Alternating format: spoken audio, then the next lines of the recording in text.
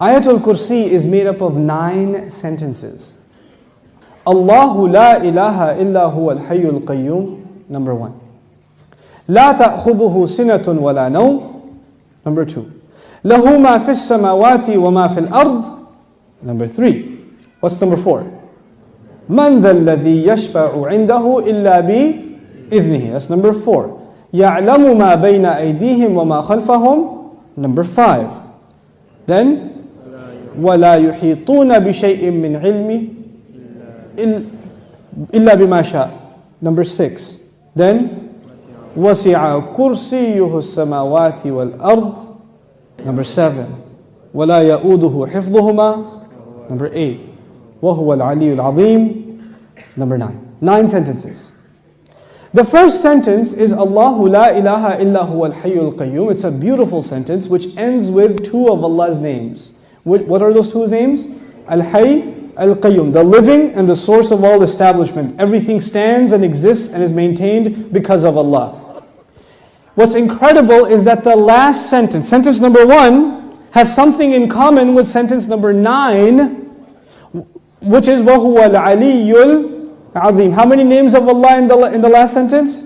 2 names of Allah in the first sentence, 2 names of Allah in the last sentence. Okay. Before I go to the second sentence, let me tell you something about security. Security guards have a very hard job. But if you get if you're in security, you have to sit in your booth. You have to stare at the CCTV for hours and hours. And does it move? It's the same picture. And you have to look at it for 12 hours, 8 hours. What tends to happen when you're guarding something? You tend to get sleepy. You tend to get tired. Allah Azza wa Jal says about Himself, لا تأخذه سنة ولا نوم. Drowsiness. Drowsiness happens when you're tired. And of course, what happens after that? What's the next step?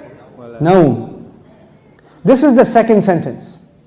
The second sentence is, these are things that creation has. Creation gets tired and it starts getting drowsy and eventually it falls to sleep.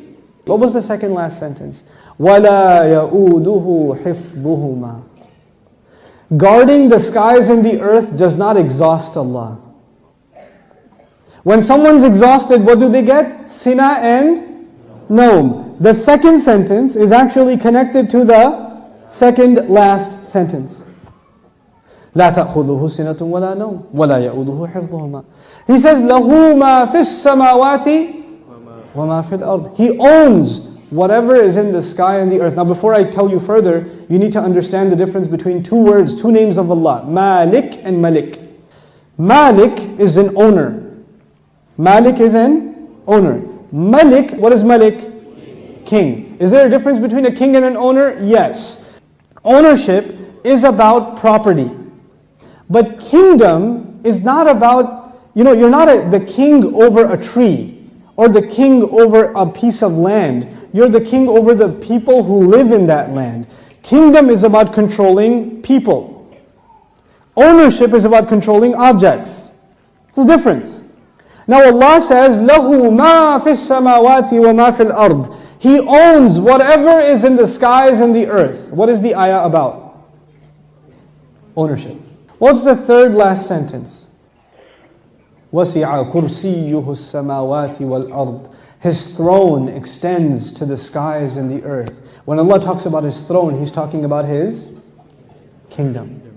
One dimension of control is ownership. The other dimension is kingdom. Both completing the picture. Allah is Malik and He is Malik. The Malik part of Allah's attribute, لَهُ مَا فِي السَّمَاوَاتِ وَمَا فِي الْأَرْضِ. Third sentence. The kingdom of Allah, وَسِعَ كُرْسِيُّهُ السَّمَاوَاتِ وَالْأَرْضِ.